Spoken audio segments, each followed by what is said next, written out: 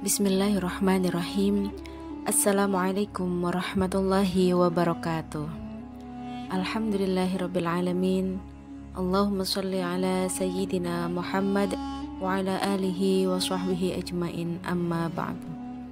Saudaraku, kaum muslimin dan muslimat dimanapun berada, mari kita bersyukur kehadirat Allah Subhanahu wa Ta'ala karena telah disampaikan pada bulan suci Ramadan. Saat ini kita telah dinaungi oleh bulan Ramadan. Mari optimalkan bulan ini dengan berbagai amal soleh dan mohon ampun kepada Allah atas segala dosa yang pernah kita perbuat. Dalam hadis sahih riwayat Imam Hakim, Rasulullah SAW mengaminkan doanya malaikat Jibril saat beliau hendak menaiki mimbar.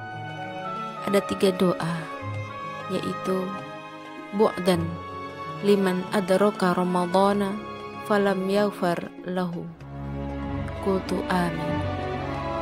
Celakalah seorang hamba yang mendapati bulan Ramadan namun dosanya tidak diampuni, maka aku pun berkata amin.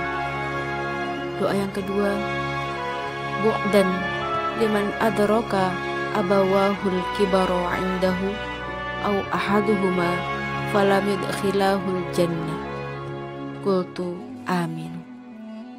Celakalah seorang hamba jika mendapati kedua atau salah satu orang tuanya masih hidup, namun keberadaan kedua orang tuanya tidak membuatnya masuk ke dalam surga. Aku pun berkata amin. Bu'dan liman dzukirtu indahu falam yusalli alaik. Celakalah seorang hamba jika namamu disebutkan di hadapannya tapi dia tidak bersolawat untukmu, maka aku pun berkata amin. Saudaraku kaum muslimin dan muslimat, di bulan mulia ini mari kita perbanyak kebaikan dan amal soleh, dengan harapan kebaikan-kebaikan itu dapat menghapus segala keburukan yang pernah kita perbuat, sehingga kita diampuni oleh Allah Subhanahu wa Ta'ala. Dalam surat Hud ayat 114, Allah Subhanahu wa Ta'ala berfirman, Innal hasanati yudhibna sayyiat. Sesungguhnya perbuatan-perbuatan yang baik itu menghapuskan dosa perbuatan-perbuatan yang buruk. Setiap ibadah yang dilakukan manusia memiliki kemanfaatan yang akan kembali untuk dirinya. Firman Allah dalam surat Al-Isra ayat 7, In ahsantum ahsantum li anfusikum wa in asatum falaha.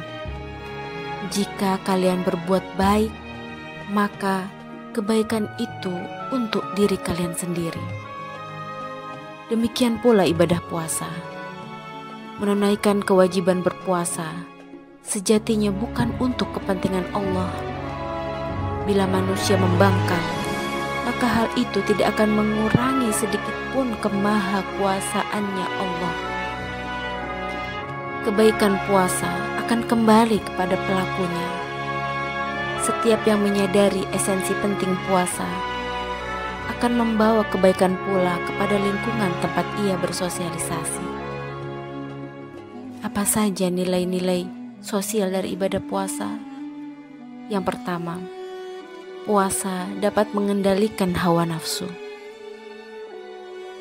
Puasa dapat mengekang hawa nafsu manusia. Manusia yang dapat mengekang hawa nafsu, kehidupannya akan jauh lebih baik. Sebaliknya, manusia yang suka mengumbar nafsunya berpotensi melakukan kejahatan sosial di lingkungan tempat ia tinggal. Esensi yang kedua, puasa menanamkan solidaritas, rasa setia kawan, dan empati. Orang yang mampu merasakan penderitaan orang lain, maka ia akan mudah untuk menolong dan membantu sesamanya. Dan yang ketiga, puasa melatih kedisiplinan.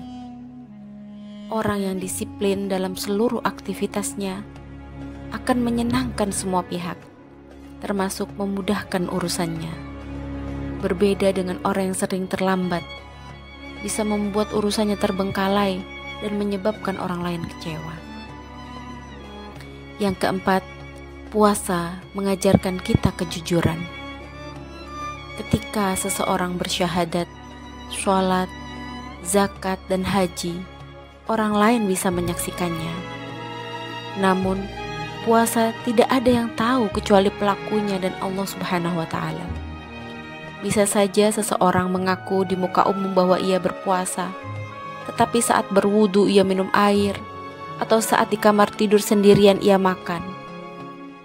Seseorang yang jujur tidak akan makan minum saat berpuasa, sekalipun ada kesempatan untuk melakukannya, sebab ia sadar bahwa Allah sedang melihatnya.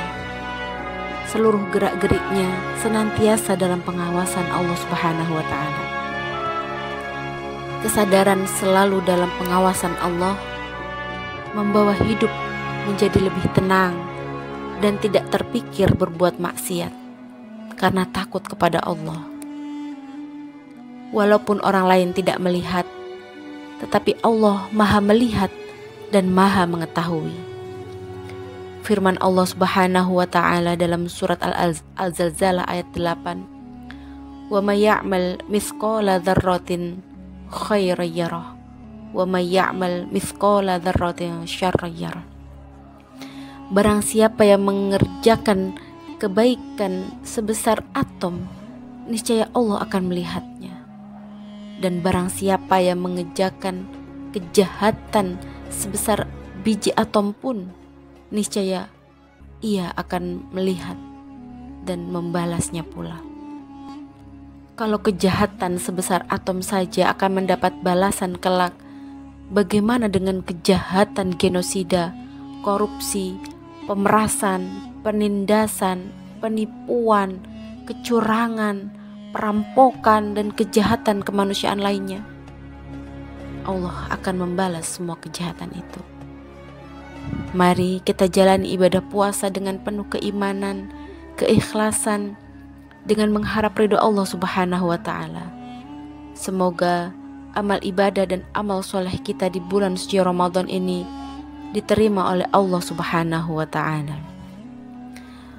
Aqulu qawli hadza wal afu minkum wallahul muwafiq ila aqwamit thoriq.